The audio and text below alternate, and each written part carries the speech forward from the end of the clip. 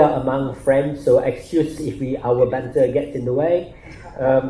And that's the point. We are amongst friends, so let us speak with candor, let us speak with conviction, let us talk about the difficult stuff, if you don't mind. And along the way, hopefully we'll pick up a lot of nuggets. So I think with this lineup, my real challenge here is not so much about drawing insights, it's actually to manage time. We'll see. So we gathered today, as you've heard from Governor this morning. It's at a critical juncture for the region. Following our ASEAN's chairmanship, and with Timor-Leste joining us as our 11th member, the region is once again being asked to navigate a global landscape in a state of flux, if I may say so. ASEAN thrives on diversity. It is now 10, soon 11. We are at very different stages of development with varying levels of digital maturity and stage of climate readiness. Diversity provides us with resilience, and on certain days it also gives us a lot of headaches and migraine. What is unmistakable is that there is a clear shift towards a multipolar global order. Some of you may have listened in to Prime Minister Lawrence Wong in his recent Financial Times interview. We are no longer dealing with temporary turbulence, but a structural transformation marked by a persistent US-China rivalry, industrial policy arms race, and the emergence of multi-centers of economic and technological power. Supply chains are being rewired, often with geopolitics rather than efficiency and pure commercial interests in the driver's seat, and countries like ours must avoid, in his words, being squeezed between two large tectonic plates. And here also, if I may quote Dr. Kishore Mahbubani, a powerful reminder on what makes ASEAN exceptional. He often highlights in his writings that ASEAN's greatest achievement is not so much about economic scale or diplomatic choreography. It is actually the peace that we enjoy today.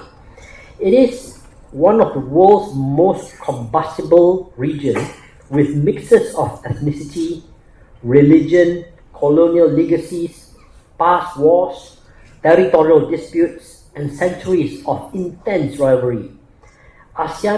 Yet ASEAN has delivered something remarkable. Very low major conflict amongst its members for more than 5 decades. And this peaceful foundation has enabled development, foreign investment, and rising living standards. ASEAN succeeded where many expected it to fracture, and fracture often. And proving that diversity, when managed with trust and diplomacy, can be a powerful source of stability rather than instability. So all this comes on top of our pre-existing structural challenges. As you've heard this morning, climate crisis is present. Rising heat stress to rising heat stresses put us in a more volatile food and water supply situation.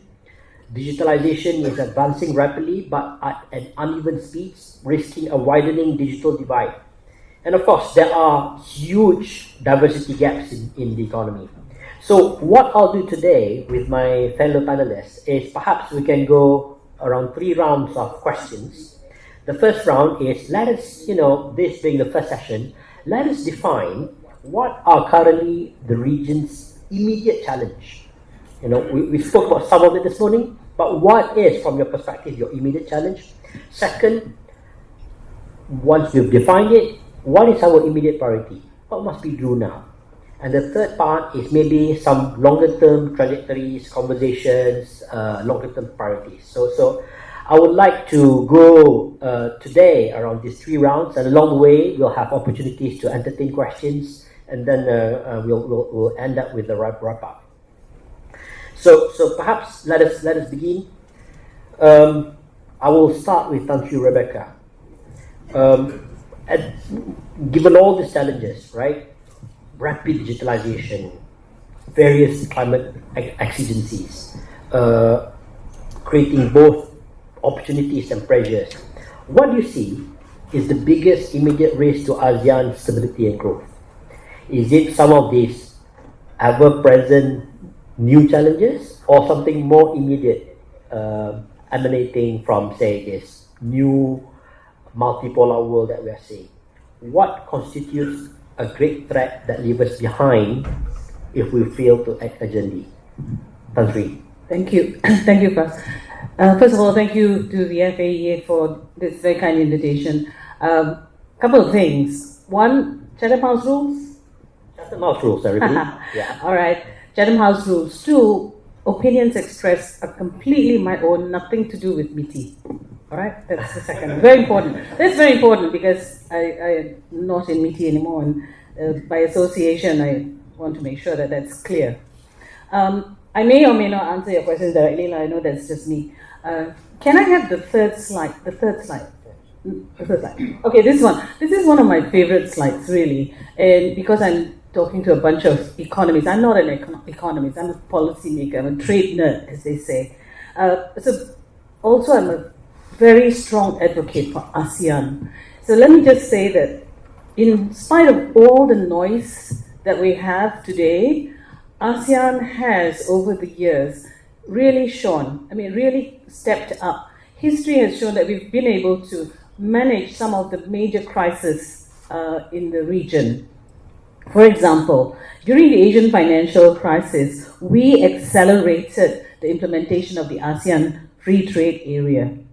In response to the global financial crisis, we expedited the launch of the ASEAN community. The big plan was ASEAN 2020, ASEAN Community 2020, but we moved it forward to ASEAN 2015. So folks might think, it's one of those things. But let me say that to get ASEAN moving in that direction is not a small task. It is a massive challenge, but we managed to do that. And when the WTO faltered, all right, we stepped up and worked on the Regional Comprehensive Economic Partnership Agreement, which brought together the ASEAN Plus One FTAs. And very importantly, during COVID, when we were all locked down and there were issues with supply chain disruptions, ASEAN collectively adopted a multi-dimensional exit strategy called the ASEAN Comprehensive Recovery Framework. And if you look at the history, we've done many things. Some maybe folks would accuse us of being reactionary, but when you think of the diverse group of people that we're dealing with, the diverse economies that we're dealing with, to have come this far is not a small matter. I really think that we should never belittle the work that ASEAN has done. There are lots of criticisms against the ASEAN way. Folks accuse us of moving at glacial speed, and that ASEAN centrality has caused us all these problems. The consensus thing gives us very slow decision-making process. But in spite of all that, you've seen how, and the governor mentioned it today, the growth in ASEAN. There's a lot more to be done, for sure. But let's look at what we have managed to achieve. And when it comes, my second point, when it comes to the supply chains, we must appreciate that it was a deliberate action on the part of ASEAN for building deepening regional economic integration. If you look at the ASEAN-China FTA, that was our first ASEAN FTA with a dialogue partner. There was a deliberate move to start regional integration, and we've moved forward with all the other ASEAN Plus One FTAs. And then we culminated in the RCEP, which is, for me, one of a highlight in ASEAN's ability to integrate the region. It is not perfect, but we're almost there. Let me just share this diagram, this slide that I have at the back of me. What it shows, there's an analysis that was done, and it says that in 2001, more than 80% of economies had more two-way trade with the US than with China.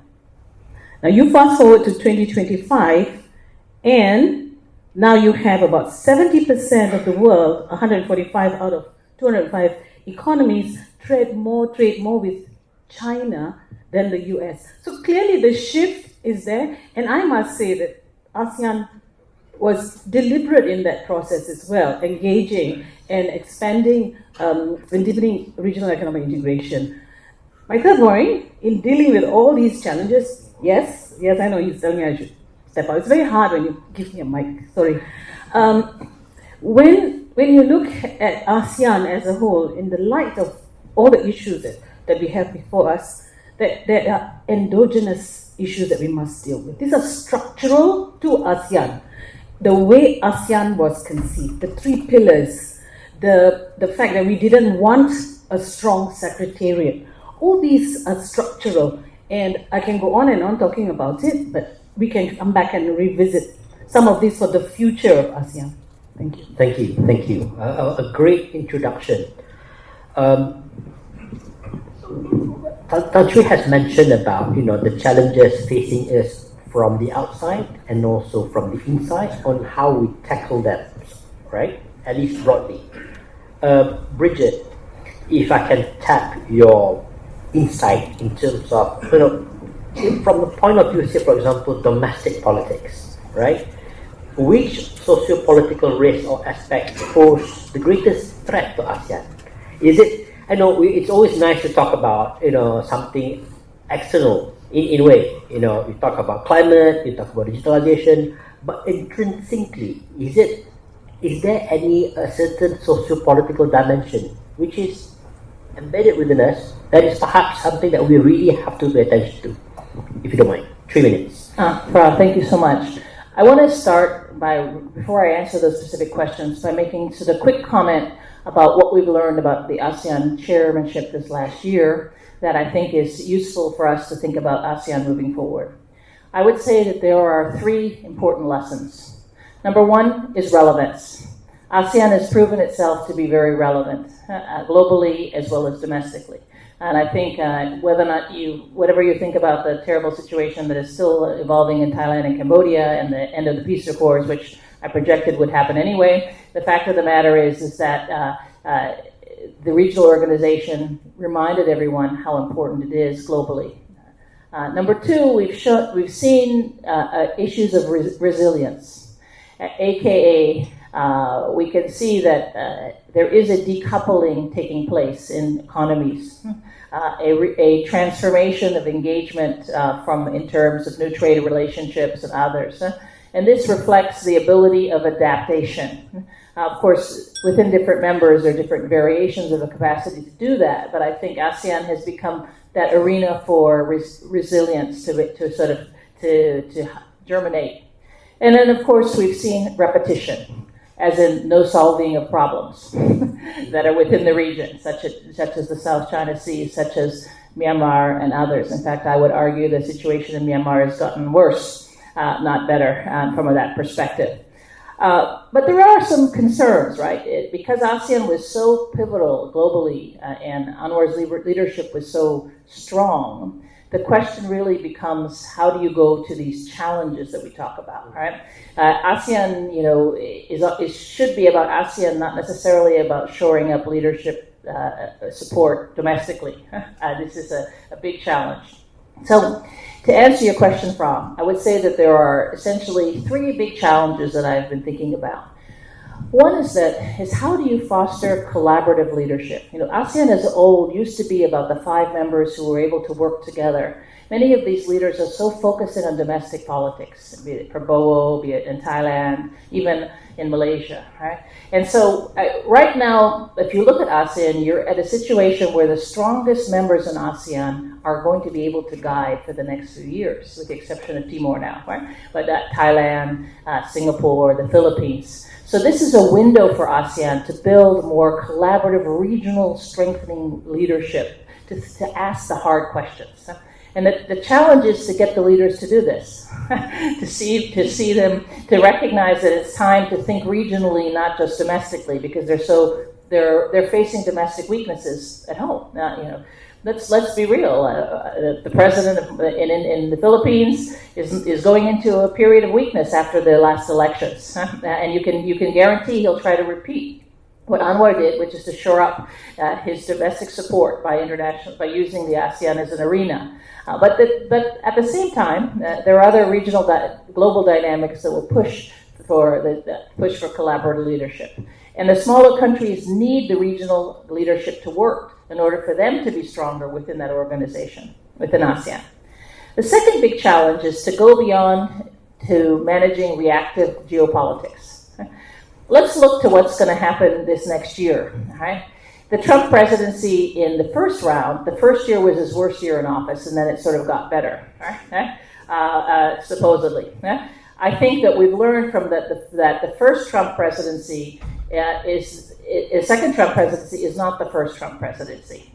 So don't expect things to get better on the U.S. side. I think that you have to expect that he's going to double down after what's happened with the basic political mandate against him. And the talk is that they're sort of making peace with China, but let's be real, that's not true. That relationship is going to be very, very fractured. And China, don't underestimate the domestic problems that China itself is facing that is also spurring some of this. So reactive politics is going to really be a big challenge for the region. And how do you move beyond that? How do you think strategically how to navigate that, given those realities? And then to really speak to your issue about domestic issues, Fra, I think the big regional challenge for ASEAN is to think about is that there's growth, but that growth is not being felt on the ground. The economic growth that does exist doesn't have that real benefits the same way ASEAN had in the past. Right? So we have problems with job creation. We have problems with different large groups of sectors of society being left behind. There's tremendous discontent. You can see this in the Gen Z protests that are emerging across the region. Don't underestimate this undercurrent. It's not just targeted against a particular government. It's a region-wide phenomenon that exists. And while it takes different parameters in different countries, it's still there. This is the problem, is that how do you have growth that people can feel, all right, in this perspective? And I think ASEAN needs to be thinking about taking these issues that we spoke about earlier in the plenary, digitalization and others, and figuring out, hey, how can we move these growth levels? Because underscoring this is that if we learn anything also this year, is we saw economic nationalism playing out. Every country made their own deals. It wasn't for ASEAN. ASEAN was just the arena. And the competition between countries, Vietnam and Malaysia, others, is very real also, right? They resent Singapore. The Singaporeans minta maaf. You get 10%, we get 19, not nice in that circumstances. So this type of undercurrent is there. How do you make that benefit substantial, the growth meaningful?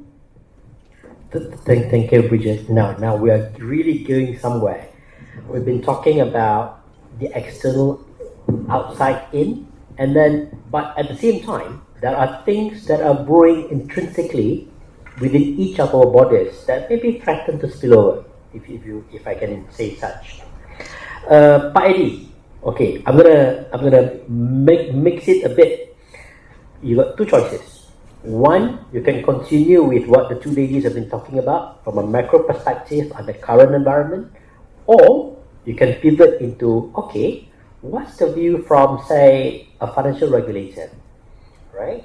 Are there, from the financial perspectives, how do, say, for example, some of these current challenges, even geopolitics, geoeconomics, are threatening to undermine what we've had so far?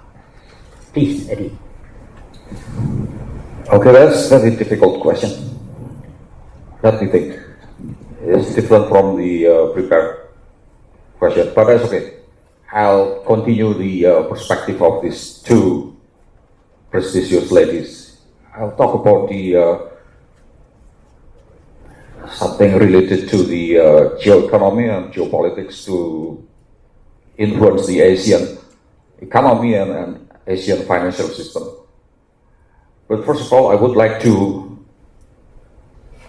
mention to you about what is really happening in the global economy now. If you are over 45, then it is very clear that the world is by the two countries, right? Like me, it's over 45, then 47. Then you are from countries to countries that you are needed by United States of America and USSR at the time. It is very clear. It is something like bipolar economy, bipolar politics, and bipolar financial system. That's why there is something like IMF and the World Bank in 1944, and so on and so forth. But after that, when the US becomes the winner of the war, and USSR collapses and becomes the Soviet now, then there is a unipolar leadership in the world, in politics, in economy, and finance system, and something like that. But during the 15 years, in the past 15 years, then we are something like formed that there is no leadership in the world. United States of America don't want to be a world police of the seven. Then the leadership now is something like no one would like to be a leaders in the world. Some of the blocs, which is in Asia, in Europe, and in many other blocs, are something like growing. That's why there is no something like leaders here, which guiding the world. It is something like that. That's why now it's scattered. He mentioned to me there is something like big problems. The problem which is scattered, which is difficult to understand, which is making each of the nation is something like you would like to go to China or would like to go to United States of America or something like that. It's implied and influence the economy of plenty of the blocs, including Asian, including Malaysia, including Indonesia, and Asian nation. That's why we would like to see that kind of perspective based on our economy, in Asian economy. That's why we would like to have something like preparation in terms of the what we call it the technological standard, which each of the blocs now increasing the demand of the technology standard. Something like in Europe, in European Union, they place many new technological standard.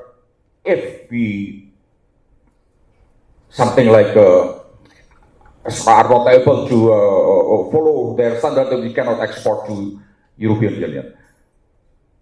It is something like the blocks, which is very important for us in Asia to export of our products there, including the manufacturer's product, especially the EVs, yeah. The car which is electricity car. Second is we have to have a preparation on the regulatory framework, and also as mentioned by Rebecca, it is something like a collaborative fiscal and also monetary framework, which we already prepare since the introduction of ASEAN. And the third one, we have to collaboration in the industrial policy. It is something like standard. But since recently, when Donald introduced the tariff terms, then it is something like scattered hit. Then we have to something like respond it also scatteredly. Which one is the leader, which one is follower is not yet certain. We are something like facing the two big nations, which is United States of America or China or Soviet or another one which is the blocs. Then we are following the BRICS, or we are following NATO's, or we are following some other blocs or something like association. then we are something like we don't have any direction. It is now.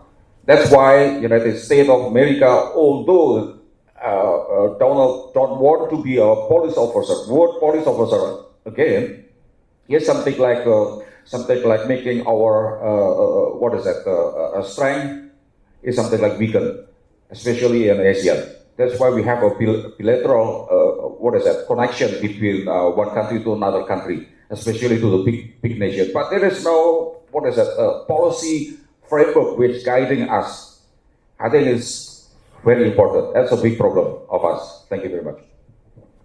Thank you, Eddie.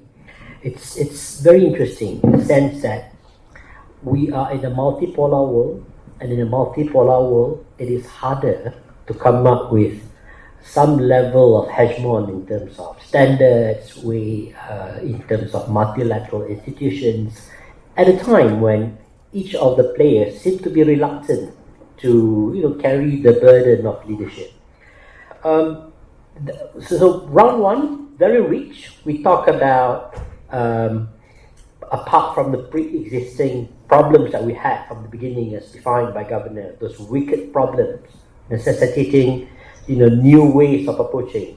But on top of it, we have two new things here. One is the geo-economic, which everyone here is very well aware of, and then also some internal discontent, some internal issues that are brewing that threaten to spill over. Okay, so on that note, round two is all about immediate action, if I may give it a broad theme. I'm going to start with Bridget. So, if we were to safeguard what we are having now, at a time when we are dealing with new multifaceted, wicked problems that we spoke about, what are some of the things that you think ought to be prioritized? And I'm not talking about new standards and everything, that's part of this stuff, but from your point of view in terms of internal dynamics of ASEAN, for example, within each of our own borders, for example, is there any immediate priority that calls for immediate action, and what would that be? Please, 3 to 5 minutes, please. Well, I hate to quote people, but it's the economy, stupid. I think the economy is at the art of the politics, and the politics is, of course, also driven by economic interests. Let me say that the three sort of actions that I was thinking about sort of were also reflecting some of what my challenges were for us. So let me see if I can come back to this in a particular way. I think there's been a lot of talk among ASEAN specialists about the need to have a proper envoy on the problem areas, be it Myanmar, for example, right? That is kind of a permanent envoy, but it needs to be a more it can't just be one person. It needs to be more collaborative. Right? I think that the order for ASEAN as an organization to address some of the challenges within it, you need to have this. It can't go 1 year, where every ASEAN chairmanship is just about surviving it, not necessarily solving the problem. Right? So that means what actions you need? You need better envoys, and you need more of a committee within ASEAN, subcommittee, to be able to do that. You need a plan, right? Because otherwise it's going to be a repetition of the past. Right? And keep in mind, the conflict in Myanmar spills over. We've just seen the boats coming out from the Rohingya and other areas. And this is something that the Myanmar economy not growing is impacting the Thai economy, and vice versa. I mean, there's spillovers that people tend not to fully appreciate in that perspective. I think the other action is that I think one of the good steps this last year was to have the geopolitics discussion, and I know a number of you were on that particular body for ASEAN.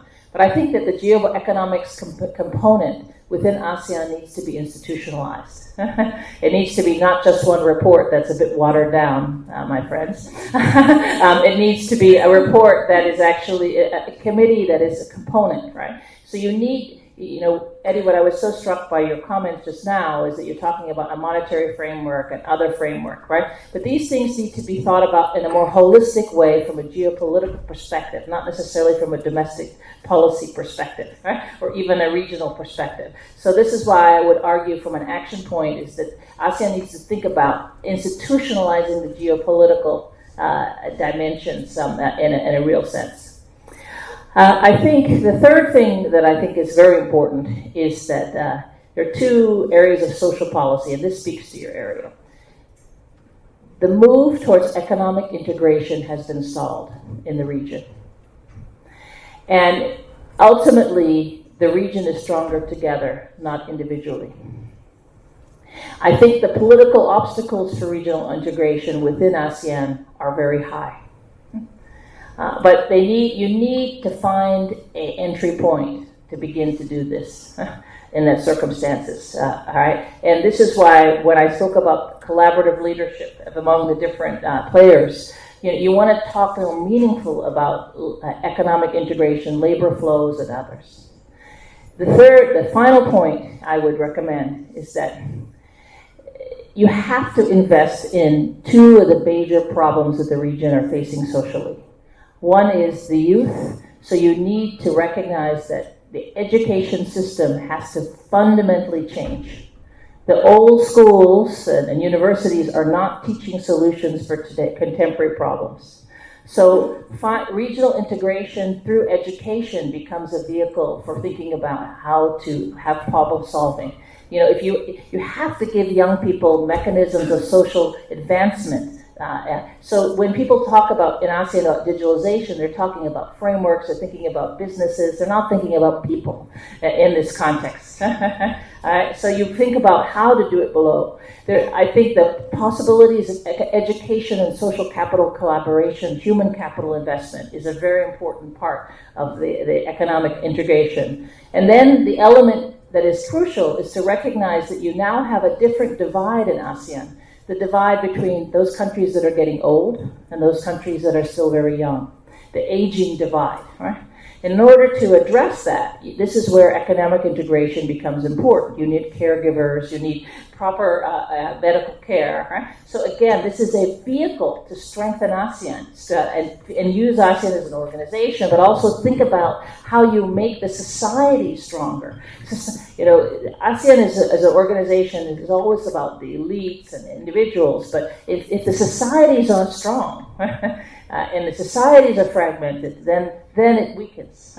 So connecting these things is what I'm trying to answer in this process. Yeah. Can I don't leave the mic. Can I pick you up on that? In the sense that, when we talk about ASEAN, all this while we've always talked about ASEAN consensus, right? Doing it together, moving at roughly the same speed, don't really annoy each other. And then now increasingly we have this 1-year chairmanship where a lot of it is concentrated on certain goals that we try to achieve during the year and then also carry on a little bit more with the next leader coming on board.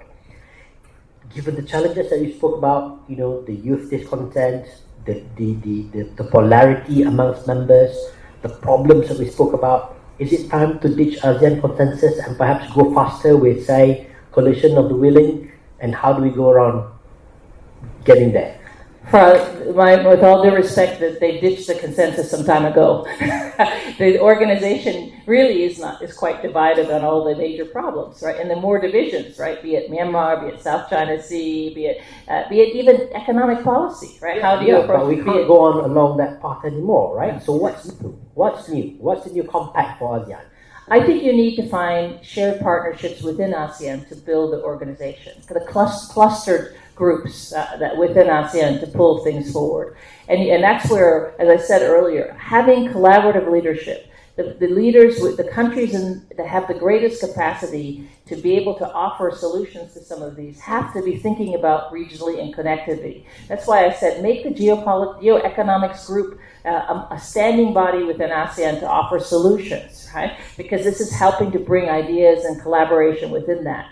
Institutionalization within ASEAN still is very limited, right? It's all about going to meetings as opposed to thinking about solving those meetings, to coming up with documents that come out as opposed to thinking about what the documents mean. There's a lot of siloization within ASEAN, right? So it's about breaking down those siloization through these compact meetings that become, I think, the ways to think about it. There's an opportunity, right? You've got Thailand, you've got Singapore, you've got Philippines, you've got other countries. You've come off of one where the ASEAN is gotten a bit of shine, right? So therefore, how build that momentum, right, in that perspective. Otherwise, it gets back into this. What ASEAN has is it has these years of good years, and then it goes down on a roller coaster, and then it has a sort of, oh, can I get through it, please? Okay, I can survive. Okay, like Laos, I can survive, right? And then it goes back, right? And so you just have a situation where you've got to get out of that, or else otherwise you go with the roller coaster as opposed to basically being able to lift the boats. Right. Thank you. Full disclosure, Bridget has been talking about this task force. That task force is actually a geo-economic task force. Given the shocks that are happening around the world, transcending beyond the standard geopolitical fare, so there is a task force that looked at how ASEAN can deal with some of this. Let's define the problem, how to deal with it immediately, and how to look at it in the longer term. And both Tan Sri Rebecca and I is on that task force. The report is out. Please Google it up. In fact, later maybe you can show it to the audience here. So full disclosure, we are there, which Bridget has said is a bit diluted. Yeah, but you should read it still in its full glory. There's plenty of good stuff there. So if I can go back to geo-economic, and this is our area, a country.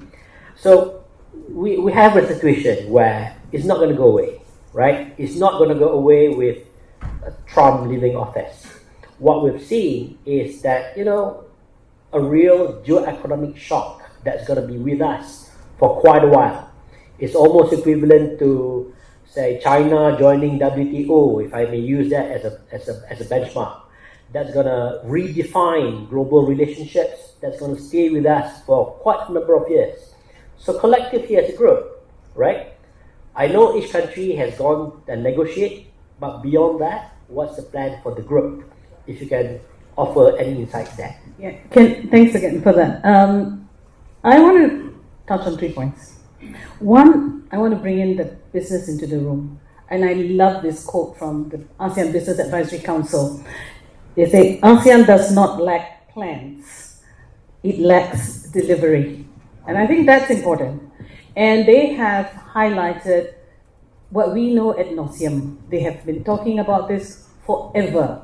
One, the ease of doing business. So what does that mean? How do we do this? We have it in all our plans, trade facilitation, whether it comes to standards, whether it comes to behind the border, at the border, all these are there. The documents are there. The initiatives are there. But where's the implementation? I think that's the main thing. So implementation. So that's first priority. We need to get that done. And just to say, we have also made commitments on non-tariff barriers. So that's non-tariff barriers are there. Now, working through that, we have got commitments to do away with our non-tariff barriers. That's one. Two, we also have initiatives to deal with non-tariff measures. Now, the thing with non-tariff measures, they're like standards, phytosanitary standards, things like that, halal standards. These are non-tariff measures.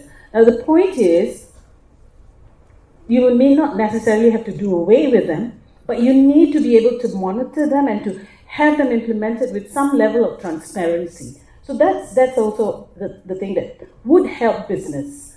The other is initiatives now on the table now, which the businesses have put on the table.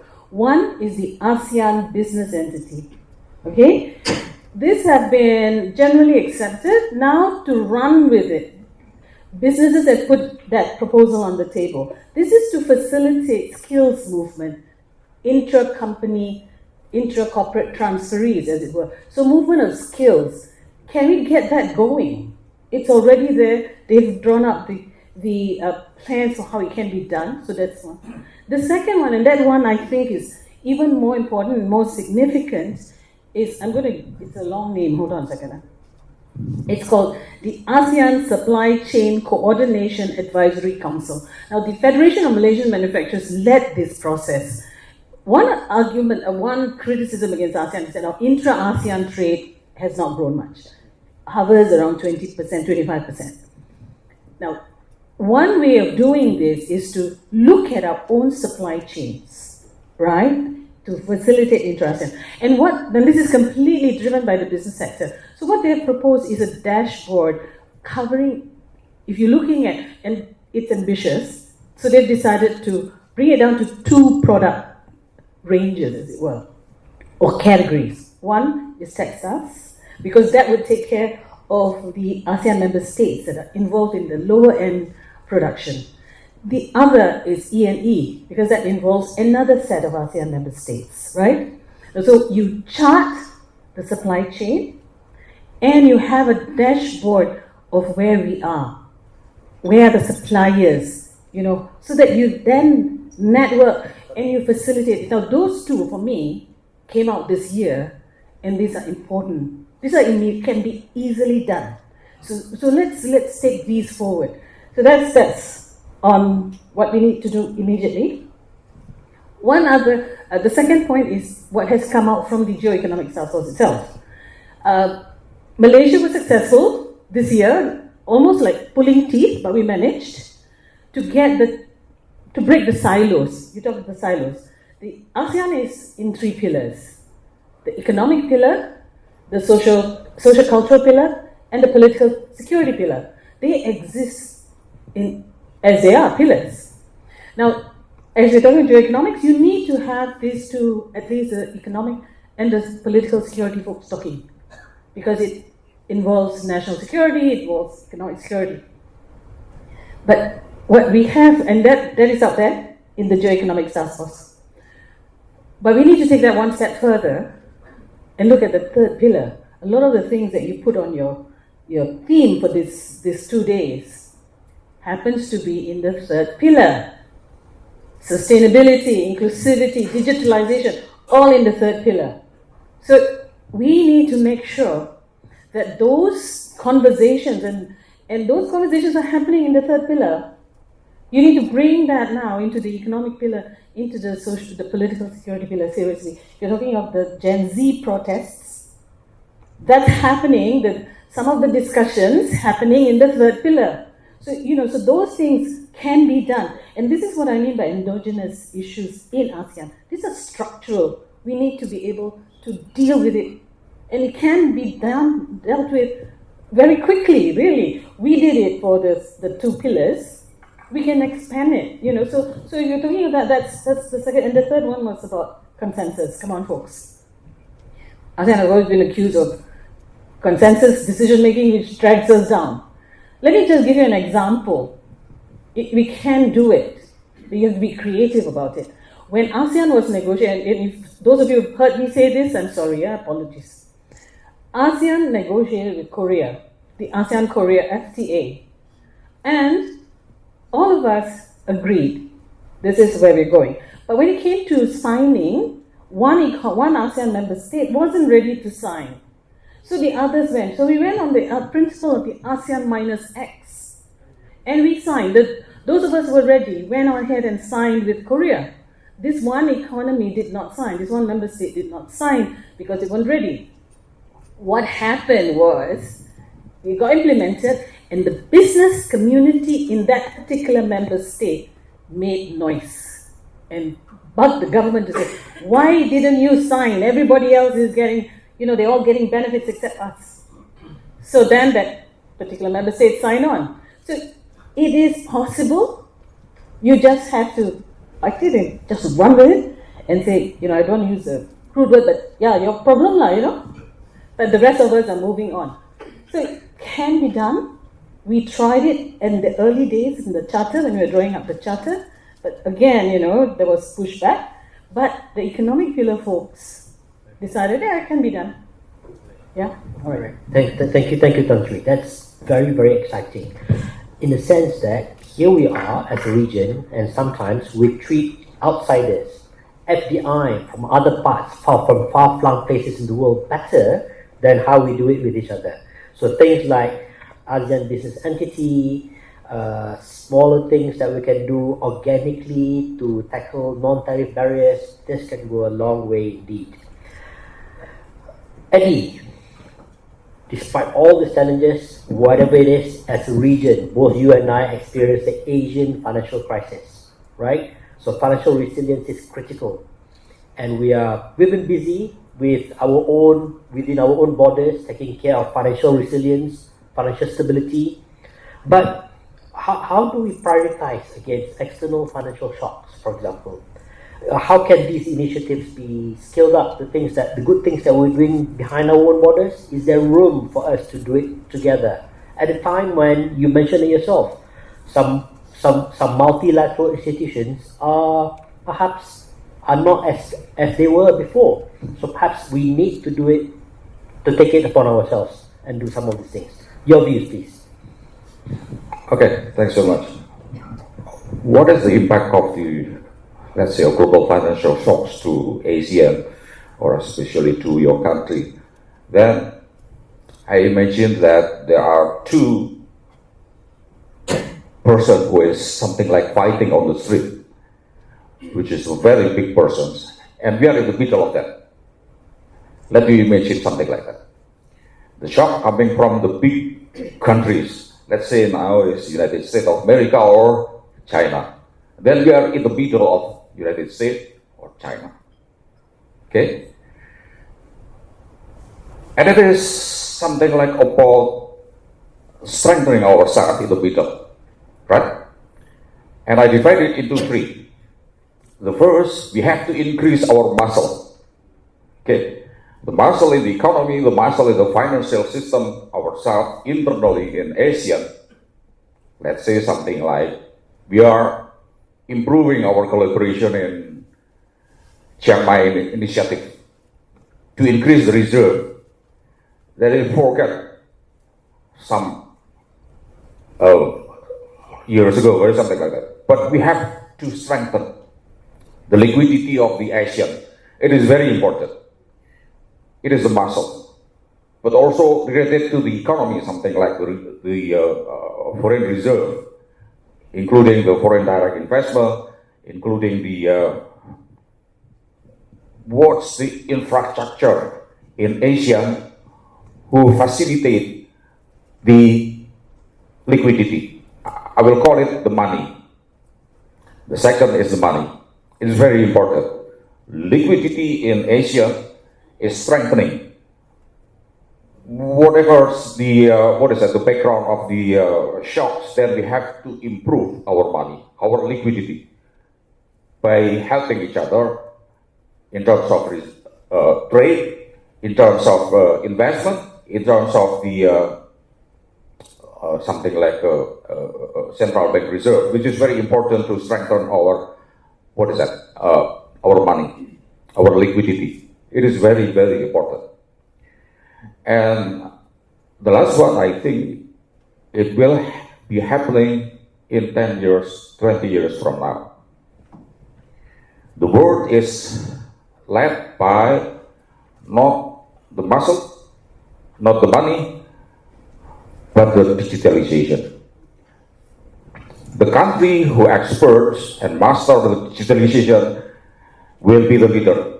It is, of course, although you are not strong in militarization, or you are not strong in the liquidity, as far as you are very strong in the digitalization, in AI, and deep learning, and in whatever related to the technology, then you are the leaders.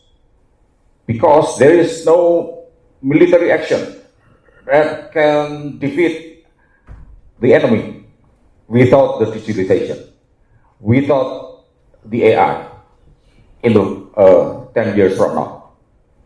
That is why the world previously is led by the militarization. The second is the economy, the money, and in the future we are led by the digitalization.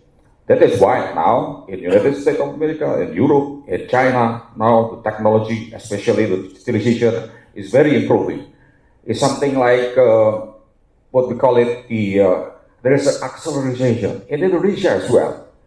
We focus on the improvement on the AI, because AI is something like will be facilitate the financial system as well. AI will facilitate the fraud. AI will facilitate the central bank digital currency. AI will facilitate the what we call it, the tokenization and the cryptocurrency. AI will create something like facilitation of a stable coin, which is now happening in many countries, especially in the United States and China, because the demand for the stable coin now is very increasing. That's why, let's say in the United States now there is an act, 3 acts. The first is Genius Act. It is something like what we call it, facilitation of the stable coin. The demand of the stable coin is improving in the world. That's why the United States now is capturing what is the increasing demand of stable coin by improving the value of US dollars. Because now the value of the US dollars is diminishing. That's why it wants to attach to the stable coin, to tokenization, to something like related to cryptocurrency. Second is the Clarity Act. And the third is about the anti-central bank digital currency. It is something like, it is, what is that? The private countries' needs in United States, although all of the countries now is something like have agreement on the central bank digital currency, it is improving and something like would like to introduce the new central bank digitalization in Asia, but United States now is something like diverting from that. It is the threat of our nation. That's why we have to improve our muscle. Second is our money, liquidity. And the third is our digitalization. That's very important for the domestic policy framework. It's important for the domestic economy. It's important for domestic financial system of our country and Asia. Thank you. Thank you, thank you. Perhaps we've covered a lot of ground. Perhaps I want to pause here and give an opportunity to the audience if there are any questions that you want to pose us before we enter into the final sprint. Any questions? Please, the gentleman. If you don't mind introducing yourself.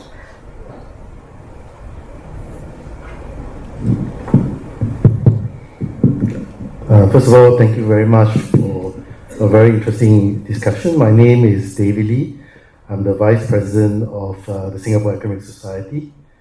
I think my question is to the panel, especially to Mr. Eddie Penawan. I think the last point you raised is what is of great concern to a lot of people in ASEAN.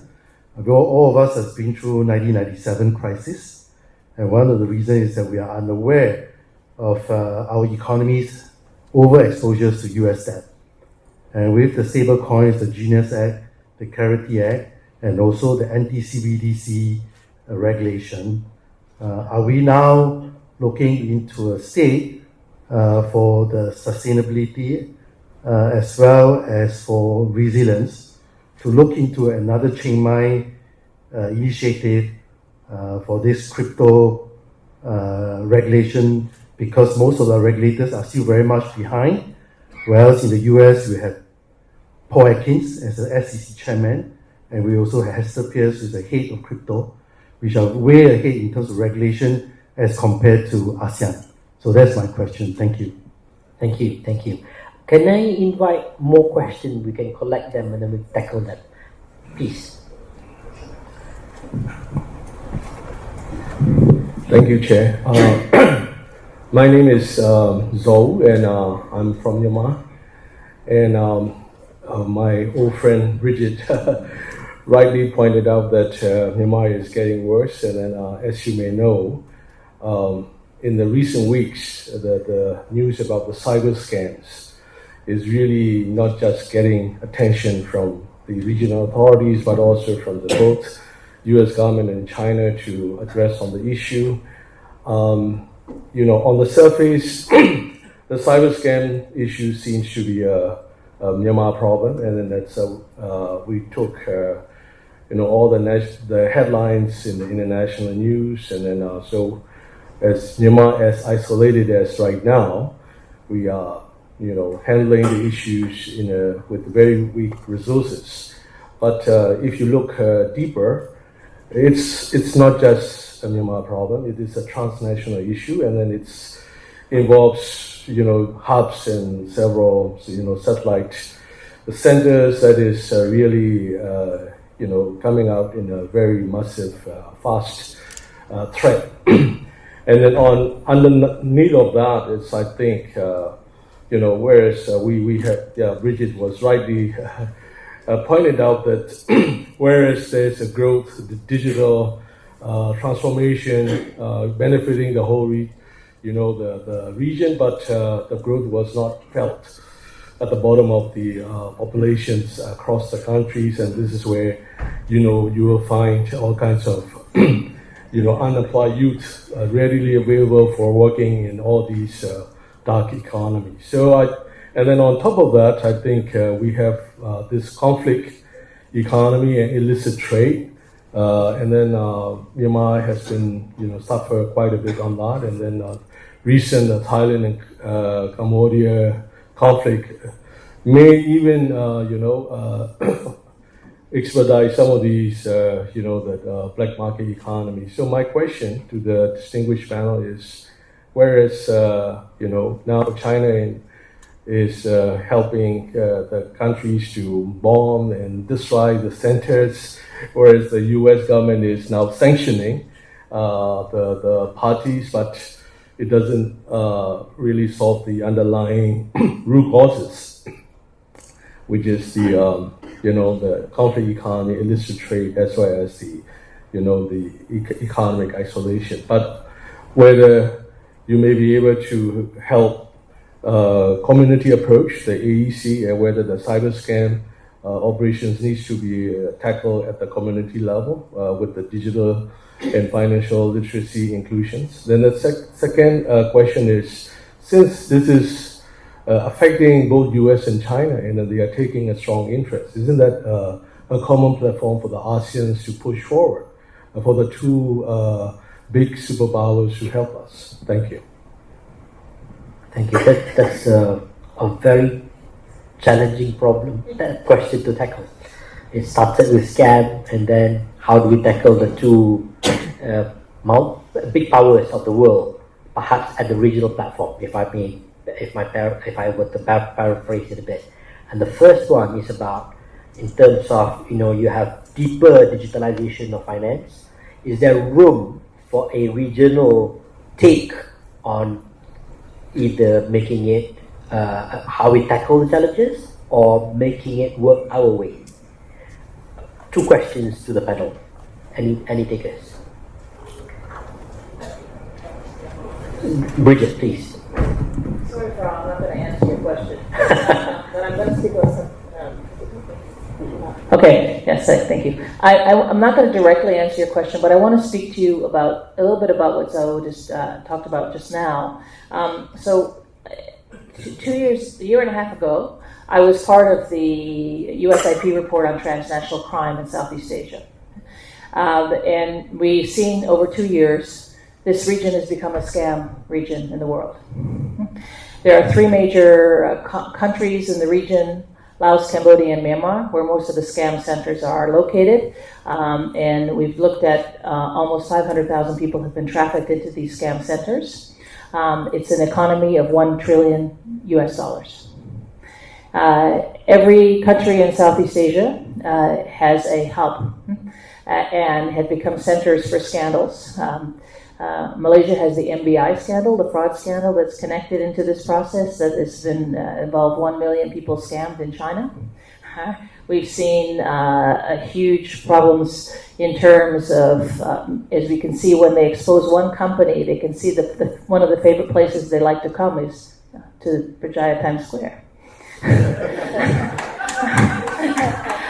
So we see a situation where you have the regional hubs are in Thailand, in Indonesia, and so the connection to the earlier question about how to manage cryptocurrency, how to manage the financial issues, have to deal fundamentally with a recognition and a better understanding of the scam economy. And I think one of the things, if there's anything this last year that ASEAN failed at most miserably, to me, is to figure out a policy strategy to deal with the transnational crime issue and the scam issue. And I think if it's not dealt with, and I am actually very optimistic because the Philippines is the country in the region that has been the most proactive, followed by Singapore, in dealing with some of the scam issues in the region. And I expect this will be very much on the ASEAN chairmanship there next year. But I think it is a huge problem. And it's a huge problem for the region because it's adding to the issues of inequality. And at the core of this is you need better governance. Why does the scam economy so function so well? Why is the illegal economy at least sometimes 30 to 40% of the economies in the region? It's because the politicians are corrupt. The officials are corrupt. The leakages are very real. In these circumstances, and the people who become the victims of these scam economies, mostly in Southeast Asia, are the ones that suffer. Right? Ordinary people have suffered in that circumstances. So how do you change this? You have to push for good governance and mechanisms and more transparency in regional-wide, and you have to put this agenda of victimization at the core of some of this. And so the conversations about debt and money connect into these things. This is where we break down the pillars in this conversation. There's more to say, but I've probably spoken too much. Be careful where you're walking around in Times Square, okay? Pak Edi?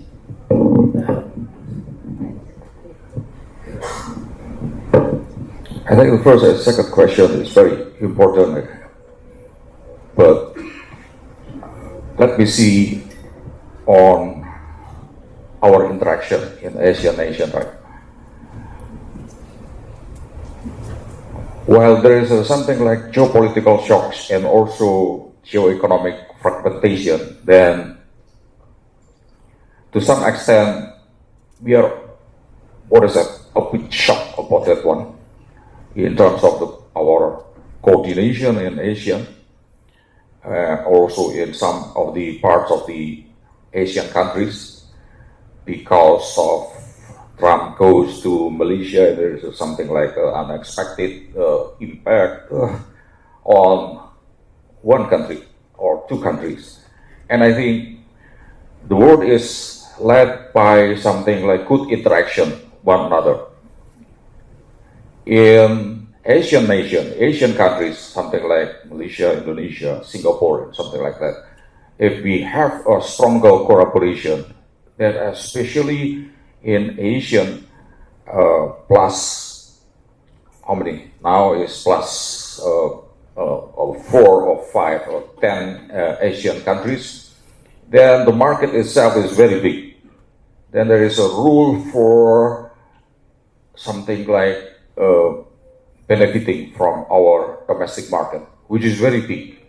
And also the progress on the what we call it, the AEization or digitalization, especially in Asian countries, is very, very accelerating. That's why our human resources now is something like going to the STEM, to the technological studies around the globe. Although some of problems still exist, especially in Indonesia, there is a mismatch between the production of the the labor and also the absorptions from the industrial level. I think it's happening in ASEAN. It is very important, I think, to have something like more, improve digitalization from application. We have a very big numbers of population in Indonesia and some other countries in Asia, and they have to have a direct access. Something like what we call it, the digital market.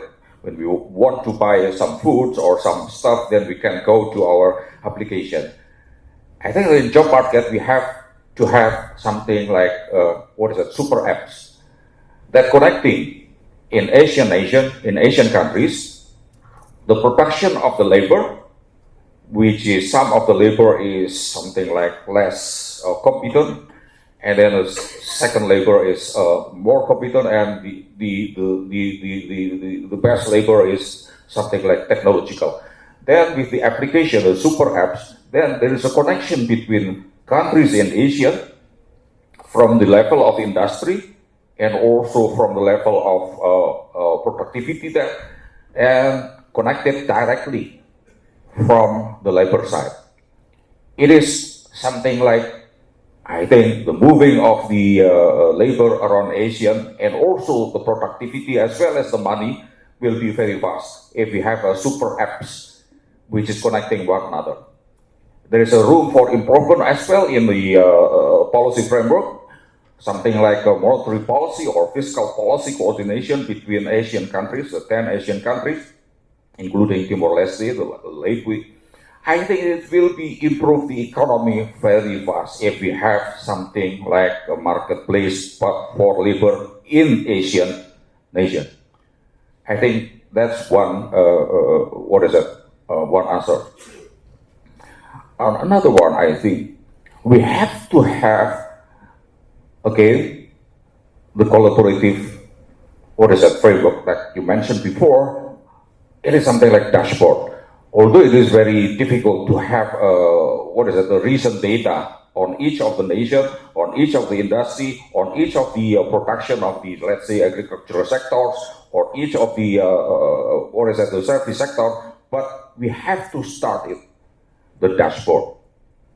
Later on, if we have connected by the dashboard, we know the productivity in one nation and the something like the supply or also the demand on the labor side or the services side or the technological side, then the transparency and also the productivity and also the accelerating access to that is, I think it's there.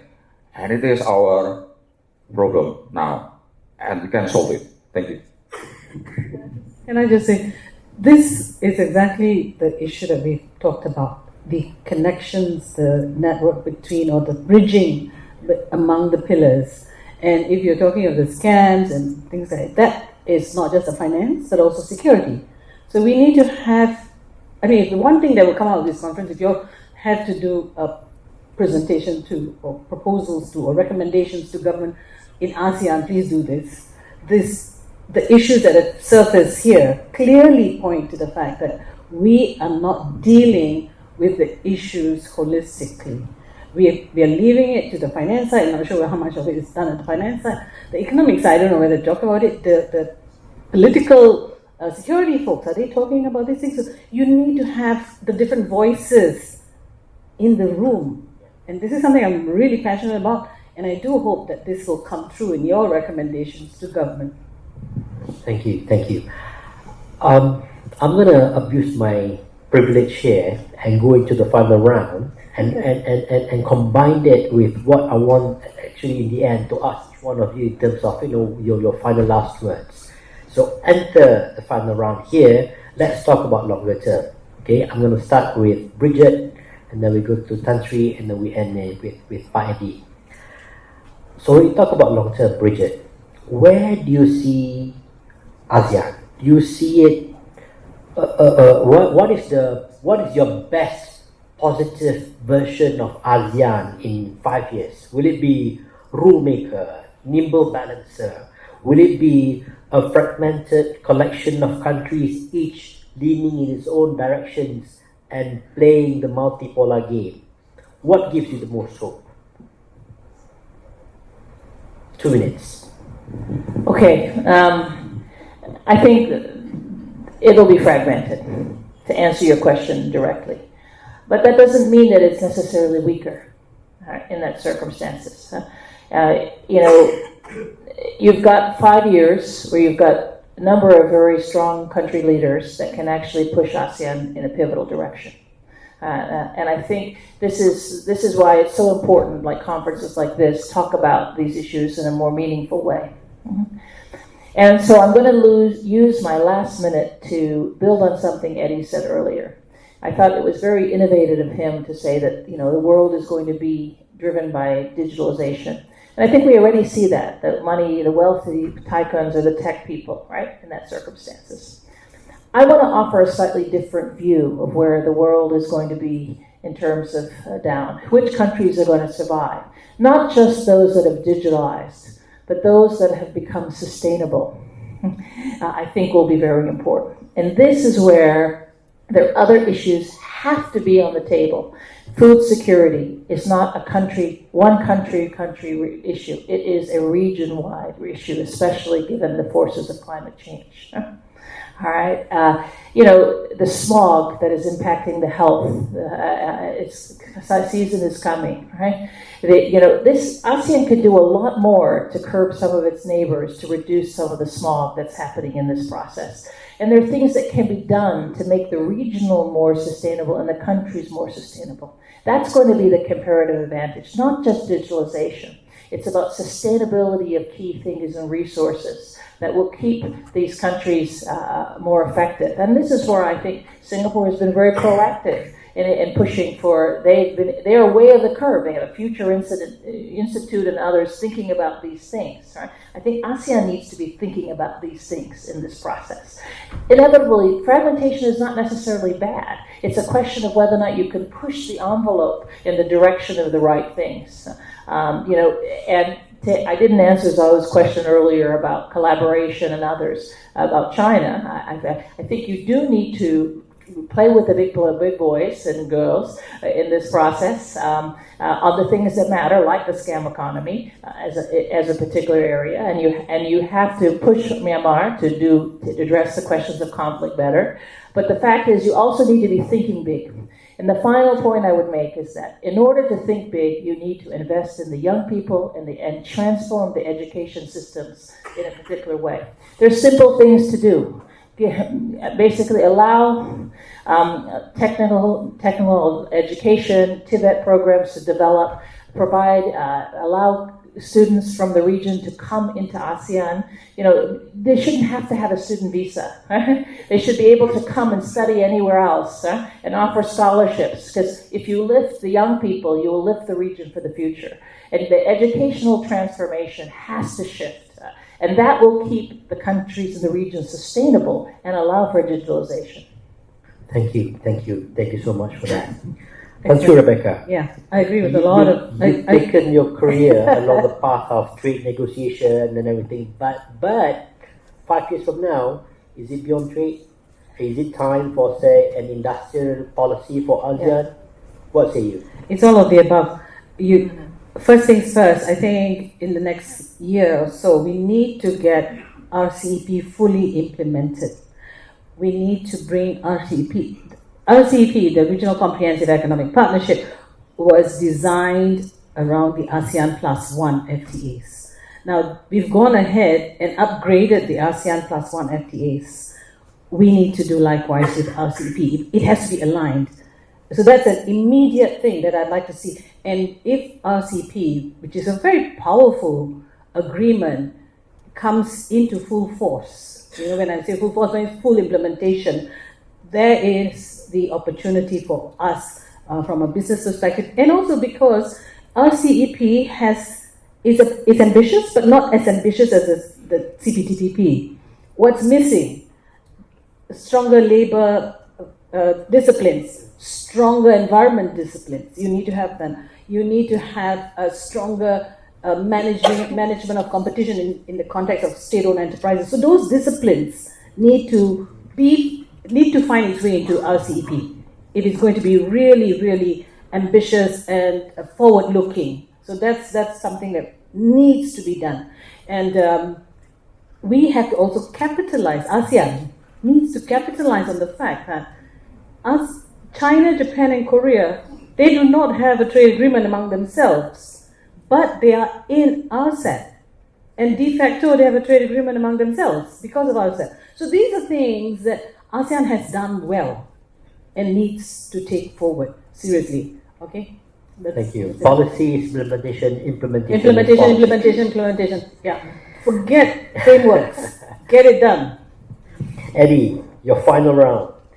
You've spoken about having the financial muscle, the economic muscle. But beyond that, of course, long-term game for ASEAN from your financial lens, what would that be? Okay. It is also the problem in Indonesia, but I think Indonesia now is more sophisticated in terms of the crypto, the digitalization, and something related to the payment system, which is also digitally accelerated. But I'm surprised when I landed in the airport last night. I would like to withdraw some money from the ATM, but I couldn't. Oh my God, then I cannot buy the dinner. That's in the airport. I tried several ATM, I couldn't. Or maybe my card is something like expired or something. But now, my card is still not expired yet. But finally, I found one ATM which is also very good, like in my country. Thanks God that I can buy the dinner. That's why we have to improve some of the technology. We are very concerned in Indonesia, and I think in Malaysia as well, and in many countries, especially in Singapore, is very digitalized. Then we would have something like what we call it for the Asian DEFA. It is something like digital economy framework agreement between the 10 countries in Asia. It is very important because it will improve our connectivity, because the next transaction is especially using our mobile phone, right? It is number one. Second is the inclusion of the factors of the economy. I think it is not the sources of the government activity that contribute the most of our economy in Asia, but private. The private sector is very important. They are very strong. If you something like give the opportunity for them to improve the muscle of the economy of your country, then they will give a very maximum level of the productivity. It happens in Indonesia at the time when the president of Indonesia is Pak Susilo Bambang Yudhoyono. The economic growth in Indonesia at the time is about 6%. But after that, Pak Jokowi take over and build some infrastructure in Indonesia, many airports, many infrastructure around Indonesia, from Sabang to Merauke, from Aceh to Papua. But you see, the economic growth of Indonesia is only 5% or less, a bit less. Now we are something like making our economy more liquid by quantitative easing. The money which is owned by the government in the central bank is around 550 trillion rupiah or something like that. And we take out some and then we give it to the banks in Indonesia in order to make a credits. And what is the private sector say to me? I'm the advisor of the Chamber of Commerce in Indonesia, luckily, and I asked some of these conglomerates in Indonesia, which is in the advisory Chamber of Commerce, and they mentioned to me that we are waiting. What is the government incentive to us? And we are something like needing the proof of the government that they are helping us, especially in terms of taxation, in terms of the incentive mechanism to export and something like that. But also, they would like to wait and see whether this regime will be okay or not. It is something like that. But now, because now the perspective of the economy in the Indonesian domestic market is proving that the investment now is start to improve. And also the consumption based on the latest data is improved. And you know, Indonesia has 290 million persons now, population. That's why we are a big economy, and we are very confident. In 2025, then the economic growth is improving, as well as 2026, as well as later 27, and the final year of Prabowo is 2029.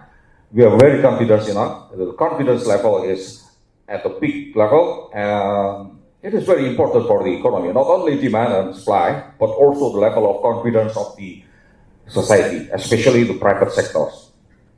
That's number two. The second is the fiat money is now decreasing, digital money is now improving. That's why we would like to make a benefit from that with you, the Asian nation, by making a collaborative action across the borders by payment system. We have to have something like avoid what we now is something like occupied us, something like with the SWIFT. We can use our CRIS, QR Indonesian code, which is now used by many Asian nations. We would like to pay anything, especially in a retail business in the street, then we can just tap it or just scan it. And I heard that it's already spread out in Asian nation. I think that's very good. If you can create something like digital application, something like that, then it will be used later on in Indonesia or in Malaysia or in Singapore or something like that.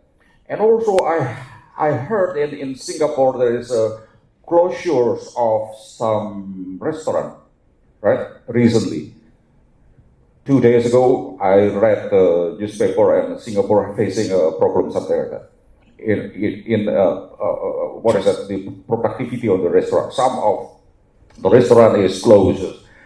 I think that's something like, although it is not part of the big economy because the Singaporean is very expert on financial system, but it is something like the indication that the real sectors in Asia will have the impact on the geopolitical shocks and also geoeconomic fragmentation from the globe. That's why we have to prepare the very strong collaboration. That's number three. Number four is the last one about our policy framework. You remember in 2008 and 1997, 1998, we have one more policy. It is called macroprudential policy, right? Because monetary policy cannot solve the crisis, as you mentioned, and also fiscal policy cannot solve the crisis. That's why monetary policy plus macroprudential policy plus fiscal policy plus now in Indonesia we create something like microprudential policy, which is checking the health of the institution, financial institution, and also the market behavior is very important. That's why the supervisory is very important in the financial sector because it's a source of the financial crisis in one country and can spread out, can make a contagious effect to another country. I think that's my answer. Thank you so much, Pak Edi. Ladies and gentlemen, we have covered a lot of ground from ASEAN to what's happening beneath ASEAN to geoeconomic, geopolitics. We've talked about youth angst, education, scams, digitalization. And the conversation is meant to be messy. We are dealing in a world where, as we heard this morning, where we could be facing a poly crisis with wicked problems, where the conversation cannot continue along the path of previously, where it's nicely packed within each path. No, ladies and gentlemen, the conversation is messy, the conversation is rich, and we are privileged in this conference so that we can have a messy conversation along the way. So on that note, ladies and gentlemen, I have spent 1.5 hours of my time listening to a lot of good things. So what's left for us really is to give our panelists a warm round of applause to register our appreciation. Thank you so much.